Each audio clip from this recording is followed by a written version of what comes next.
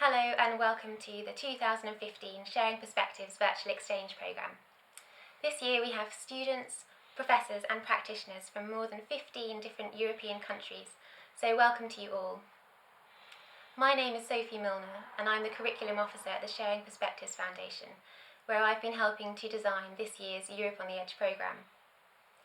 This programme is so called because we think Europe is on the edge of change, regarding how we deal with issues such as political disengagement, immigration, equality and rights, sustainability and the role of powerful players like the media and the financial sector. We will be addressing these and many other issues which affect how we live together, not only as a European community, but also how we connect as a global community. In this year's programme, we want to give you the opportunity to redefine politics for the 21st century, according to your own perspectives.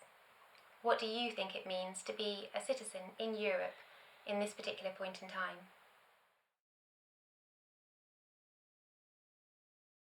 Being a citizen plays a huge role in our lives.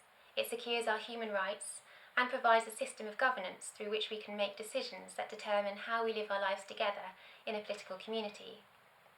But the way we're able to express our citizenship is highly limited.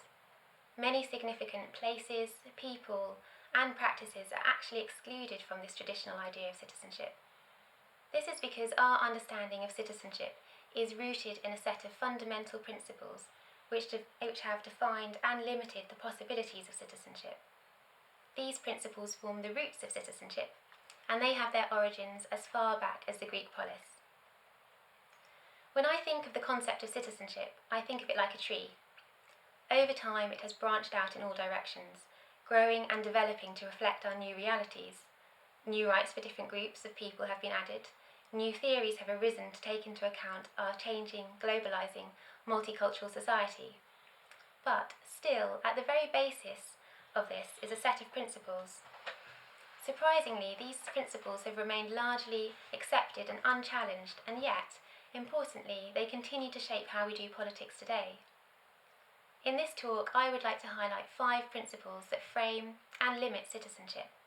They are a defined territory, a delimited membership, a privileged relationship between state and citizen over other political relationships, the way verbal language is seen as the most important form of communication, and a set of citizen actions that are valued above many others.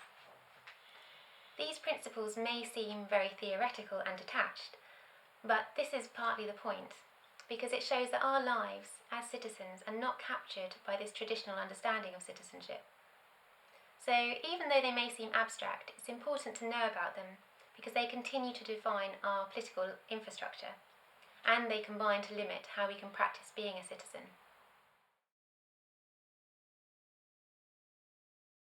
Citizenship is defined by physical boundaries. These physical boundaries mark out a specific area as a political realm. Firstly, at state level, you can see this in the clear borders that create a distinct territory. These borders are highly protected, patrolled and policed, as you will all have seen over the summer with the cases of refugees trying to get into European countries. But there are also allocated spaces within a state, such as in cities or neighbourhoods, where political activity can take place. These are, for example, public buildings or public spaces, including the streets. What's important to ask ourselves here is, why are there certain spaces deemed to be political and not others? What about places that are in between?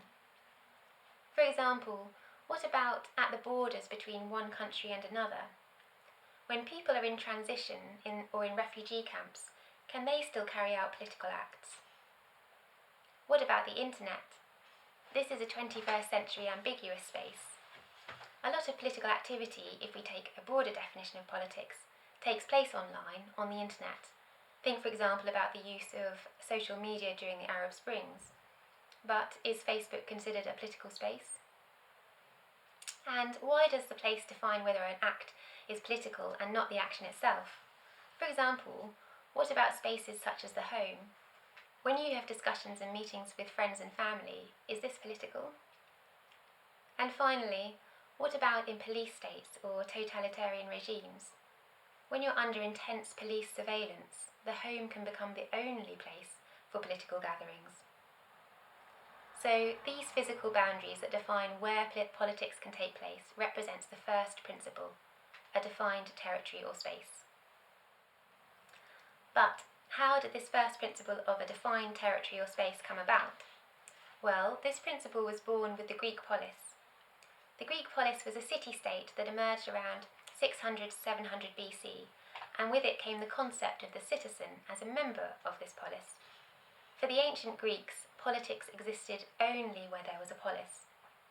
This means that a specific place was created and designed purely for political activity. For them, the critical characteristic of a polis was a space liberated from the basic necessities of life. But this entails creating a separate space for everything else, where daily needs are met, such as eating, sleeping, and raising children. This separation of activities led to a divide between public spaces and private spaces. And, as you can imagine, this division of activities also created a gender divide. The private space, the home, was, or still is, a place mostly occupied by women, whilst the public space became a masculine territory associated with the activities of the mind and reason, and, of course, politics. But why does this division matter? Well, it matters because if the public sphere is where politics takes place, then it's also the place where decisions are made affecting the direction our lives take. And it's also importantly the place where we are recognised for these activities and pursuits, which means that those people whose lives and activities mostly take place outside the public sphere are less able to participate in politics, and this means their views and ideas are less visible or recognised.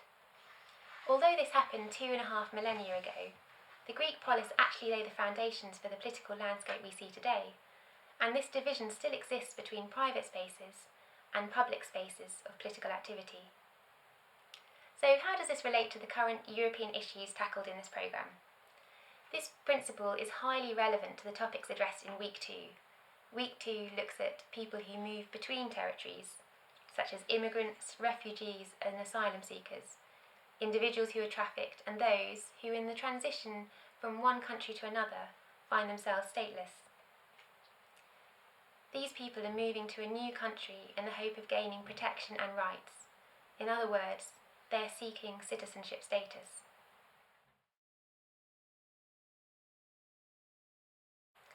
Our citizenship is completely dependent upon the state. As you will see when you watch the video about undocumented children in Week 2, being included means being granted citizenship by the state. Perhaps it would be interesting to ask each other about your own histories. When and how did your family gain membership to the country you live in? At some point the government granted them their citizenship status. It's vital to note that this dependence on the state means that we're not citizens by virtue simply of being human. We are instead all citizens of. We're citizens of a state, of a nation and of a territory. It is therefore through the state that we secure protection of our rights. It is through the state that we make decisions that determine how we live our lives together. In other words, it is through the state that we become citizens.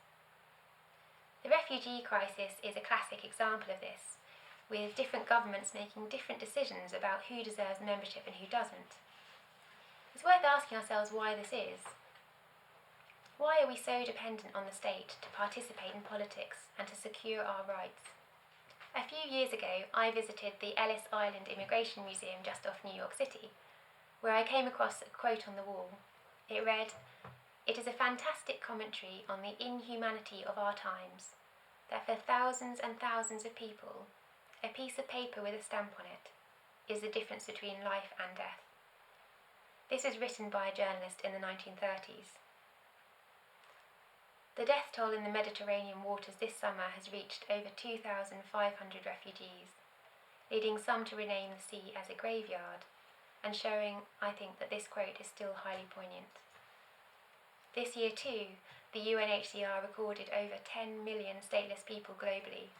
How many more go unrecorded or die attempting to move from one country in order to gain citizenship in another? the reality that immigrants and stateless people face will be directly addressed in week 2. So what we can see is that it is the state who holds the key to becoming a member.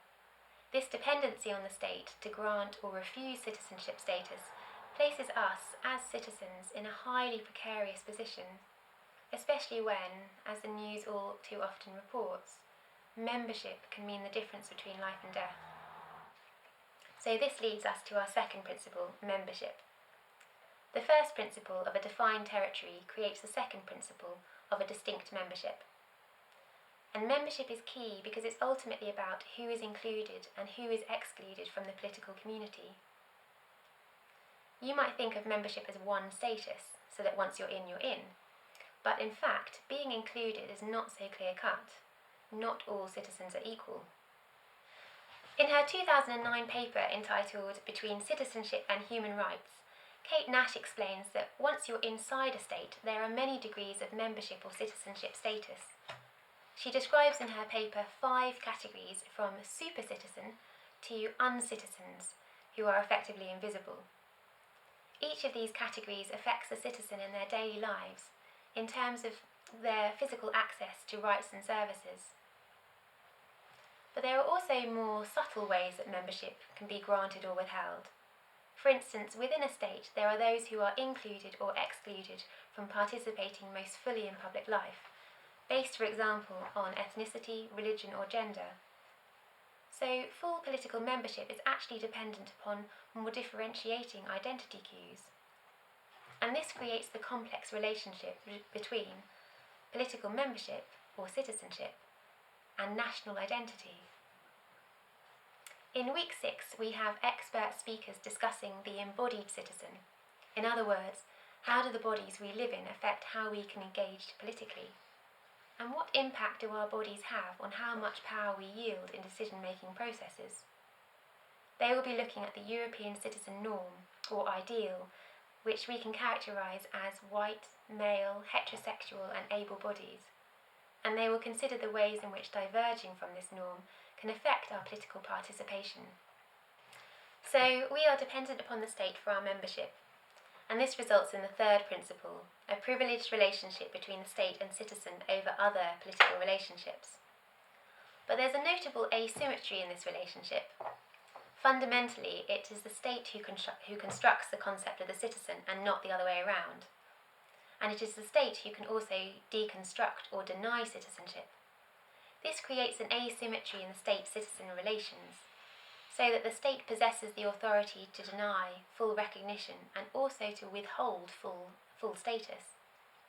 For example, this has led to cases in the UK where the government has enacted the deprivation of citizenship order, meaning that under certain circumstances in which they feel it is in the interest of the country to do so, they can revoke or deprive someone of their citizenship. This is issued in writing and takes immediate effect, and has been known to happen when the individual is out of the country, so that when they return to British borders, they can no longer gain entry. With their citizenship revoked, they can therefore not legally appeal against this ruling.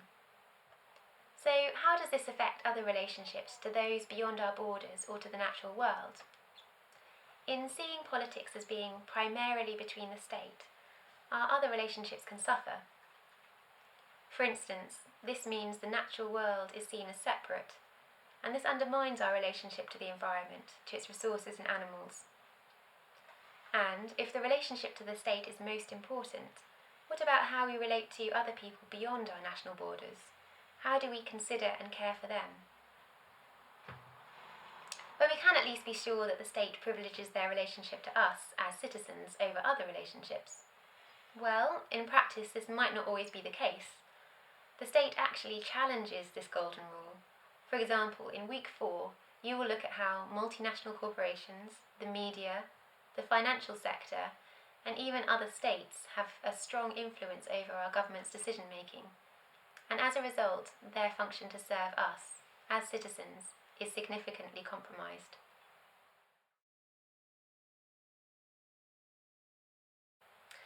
You might think that you can communicate however you want, and to a certain extent that's true.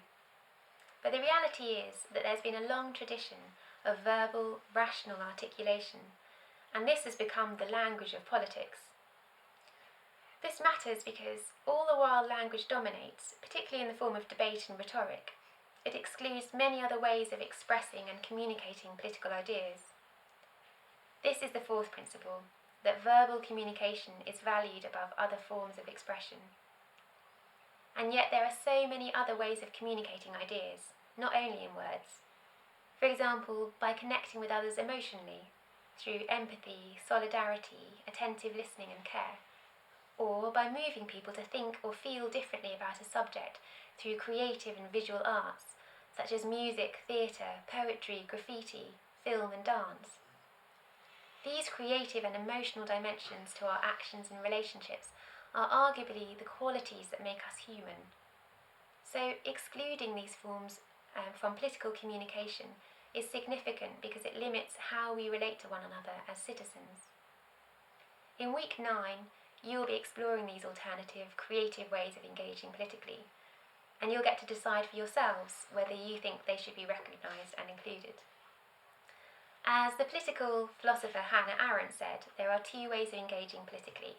The first is speech or lexis, that we just discussed, and the second way of engaging politically is praxis or action. And this leads us to our 5th and final principle, that change is achieved through a discrete and limited set of actions. And these actions I can count on one hand.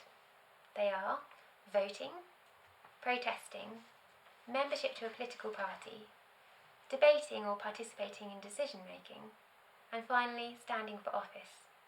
And remember, in order for these actions to be political, according to the conventional framework of citizenship, they must take place in the public sphere. Now, to go back to the original question, what are the roots of citizenship? You have seen that there are a set of 5 principles that define and frame our understanding of the citizen. And this idea of the citizen was designed at a particular time in history, in a particular geographical space, and for a particular and highly selective group of individuals. So the key point worth remembering is that citizenship is a political construction. This means it's not set in stone. It's shaped, strengthened, weakened, reformed, upheld, or challenged by us. When you discuss current European affairs, think about what impact each of these principles is having today. How does this framework limit, restrict, or exclude certain people, places, or ways of expressing ourselves as citizens? Do you agree with how they work? Do you think they help or hinder in finding a solution? What would happen if these boundaries were opened up, or reshaped, or reconstructed? These are all questions for you over the programme. So, through this programme, you have the opportunity, with your fellow students, to rethink and redefine what being a citizen means in practice in your own lives in 21st century Europe. And perhaps to decide for yourselves what principles you think should be the new roots of citizenship.